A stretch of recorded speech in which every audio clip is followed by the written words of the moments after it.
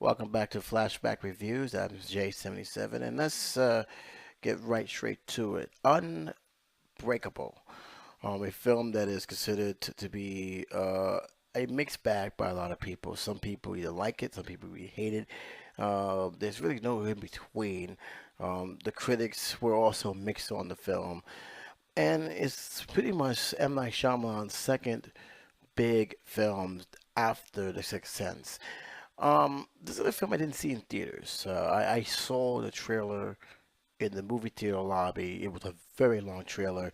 It basically reenact one scene. That was with Bruce Willis sitting down. He don't know where he was. He's talking to a doctor, and a few yards away from him, he's seeing a person being operated on. And it was kind of a weird scene. It was one of those things that I was kind of surprised that was actually played as a trailer. But it was a scene that had an imprint because the way the doctor was talking, the way it was going on, you would think that this was a horror film or something dramatic happened or something, how he's a messiah. You really did not know from that trailer what the hell was going on. And when I finally saw it on DVD, I was kind of stunned to know that they was actually doing a comic book theme type movie. And I was like, really? This is a comic book style movie? And didn't seem that way in the trailers. It didn't seem that way in the TV promotion. But that's what it really was. And ironically, I actually liked the film for that. And there was a lot of reasons why. Let's just start with the characters. You have Bruce Willis, who's playing a pretty much down on his luck character. Pretty much, he's having a lot of problems. He's dealing with a lot of situations. He's not exactly with his wife right now. He's not dealing with his kids. He seems to be unsure and unhappy, and it's shown a lot in this film that he's unhappy. Gets into a train accident. We don't see the actual crash, but he wakes up, like I said, in the hospital, and he realizes he's the only survivor of a massive, hideous, strong crash. He walks out the hospital in his own 2 feet, and to this day, nobody knows how it's possible that this guy um, not only survived this train wreck, but how the hell he didn't get any scratch on him. He then bumps into this comic book collector, played by Samuel Jackson, who left him pretty much a calling card, and you can tell just by the scene that he's pretty much possessed about something. There's something that he's looking for, and you also see that he himself has a situation, and right away I begin to realize they're trying to make a balance of something. Didn't know when it was going until pretty much middle of the film, but they're trying to make a balance of something because he's suffering from a rare disease where he can, just by stepping on a crack wall, can actually shatter pretty much most of his legs. He is considered to be a viable person. He's trying to convince Bruce Willis that he has a gift, and it is pretty much a superhero's gift. Now, of course, Bruce Willis is like, not paying no attention to him. He's actually think he's crazy and everything else. Especially after he told us his son, "Don't drink the water, move it away," because he realized he's talking nonsense. But over the course of the film, he started to question himself. He started to ask himself certain things because not only that we found out that he's a kind of a person who doesn't have the same weakness as us regular humans have. He also has special abilities where he can see people's sins. This one scene where he bumped into some guy and he started patting down everyone to make sure that no one comes in with any guns was a prime example of that. This is pretty much entice Samuel Jackson's character even more, which he calls himself, which he got the nickname Mr. Glass. And throughout this film, you will actually see why.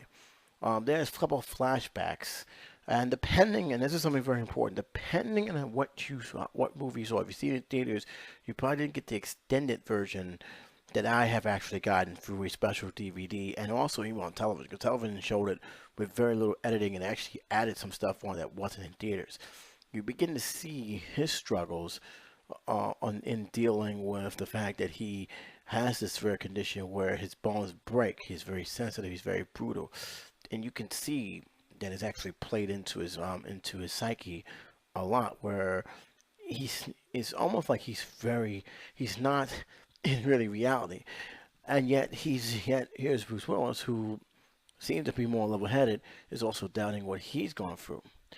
In short, the things that started to happen started to happen. He started to realizing up front that there are some things that he's immune to. He doesn't get sick. He doesn't get broken bones. He can lift weights that's not beyond people's human masses. He also has a weakness, which is probably almost the cheesiest thing I can ever seen in any of the comic book, but it is a weakness.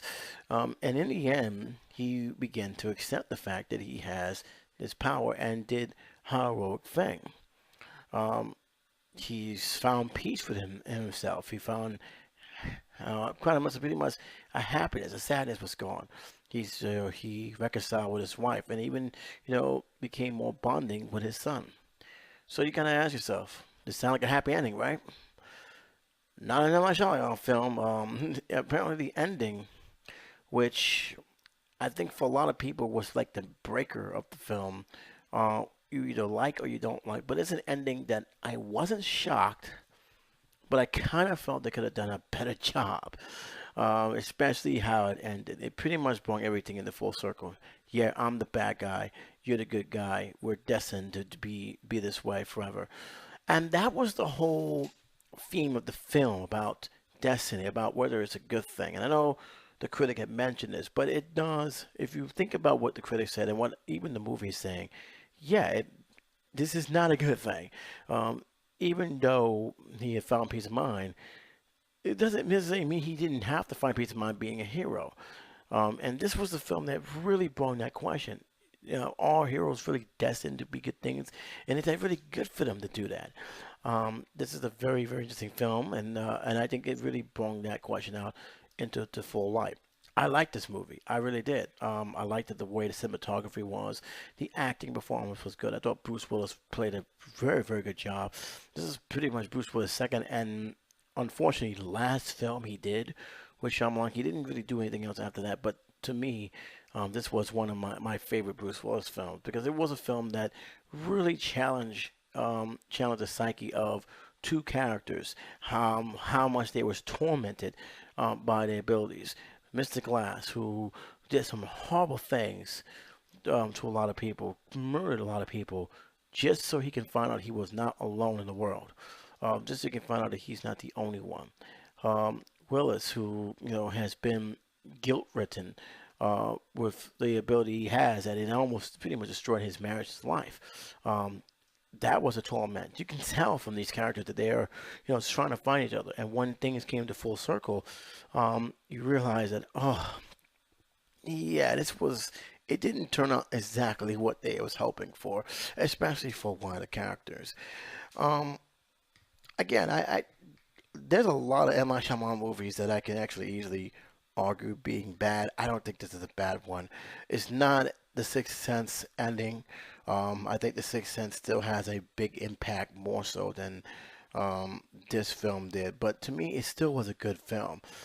Again, if I have any beef about it, it was the ending. I don't think the ending served any good feelings towards the people who was leaning towards the film being okay, but hated that ending, and that pretty much and turned made me hate the film. But I like this film.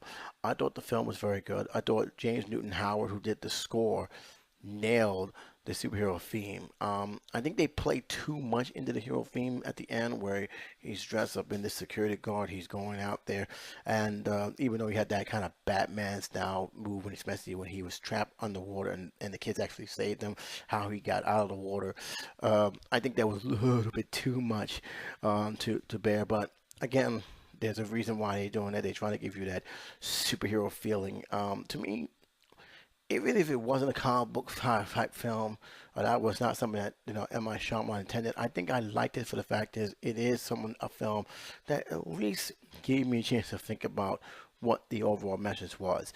The pacing was fine. I thought the pacing was good. Um, as for the extended version, it's not. It doesn't make it longer than what it is.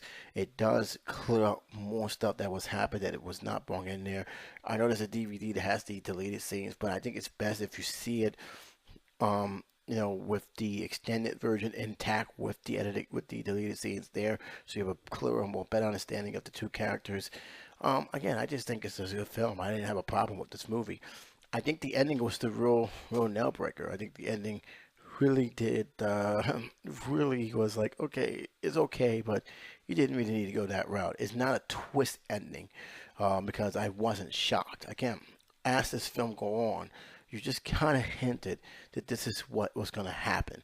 That somehow this guy who's trying to guide um, our main character into doing something, it, excuse me, isn't really doing it for that our hero's benefit, but for himself.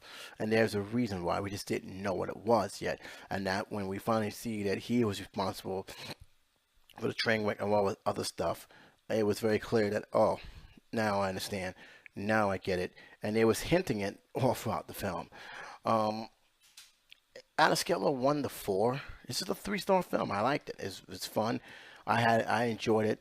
I understand why people probably didn't like it because, again, when you see how they promoted this movie, and I always say you gotta be careful with these trailers sometimes because the trailers can be deceitful.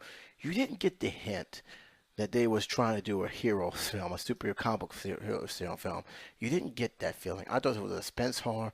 I thought it was something that disguised as a Messiah. I never once said this is a comic book style film.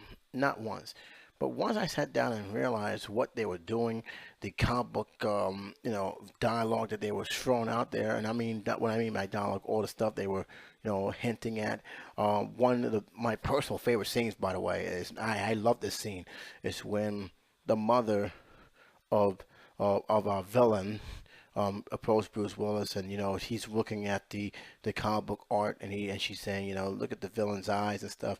He gives a mystique way of how I see the world, and Bruce Willis saying to her, he doesn't even look scary. He said, and she said, well, there are two kinds of villains. There's a soldier villain, and then there's that one true threat. That one threat that doesn't fight, like unlike a soldier villain who fights with his hand in brute force. You have that arch nemesis who will fight with brute force, but 99.9% of the time, he's going to use his mind. He's going to use his thinking to get to our hero. And that really speaks volume to a lot of the big villains that we read and even watch in the big screen today, because these villains, yeah, they use brute force, but most of the time they also is thinking ahead before they use brute force. Like it's almost like a last resort for the villains when it comes to that. So that was a very good scene. But again, this is where it hit me saying this is a comic book movie, because those are constantly printed out there. The comic book shop, the way they were speaking about heroes' strengths and weaknesses, it was definitely one of those things. But it was an origin story, and that was the whole thing. It was like an origin story for a hero who may or may not become a hero, especially for a villain who is looking for the hero. It's one of those movies that is a quiet taste. There's no question about it. For comic book purists, they probably just loathe this film because that's not a comic book fan. That's not what a comic book movie is supposed to be. Even though, let's be honest, if you watch Heroes, and I love Heroes, the series, it was a superhero series without the costume. So it really all depends how what's your taste and what you're looking at with this kind of film. I wouldn't recommend it for everybody. If you're an M.Night Shyamalan hater, no matter what what the guy does, you're gonna hate his movies. All I say is, if you're gonna watch this film, give it a chance. Look at the theme, look at the dialogue before you pass judgment. To me, I liked the film. I thought the film was well acted, despite some of the cheesy dialogue that we come used to seeing in the M. Night Shyamalan film. I liked it, the pacing. I liked it, the music, and I also liked the cinematography, which really captured the comic book feel very well. The one thing about film like this, if you don't have good cinematography, it sometimes can be a bit awkward seeing certain colors in that kind of light. So they did a good job of that as well. So again, it's a 3-star film. It's a good film, yes, but I wouldn't recommend it to everyone. Pretty much it's an acquired taste. So what you thought about this movie? Did you like it? Didn't like it? Give me a reason why. Why? I'd like to know what your feelings on it. Until next time, it's J77 saying take care, be safe, and I'll talk to you soon.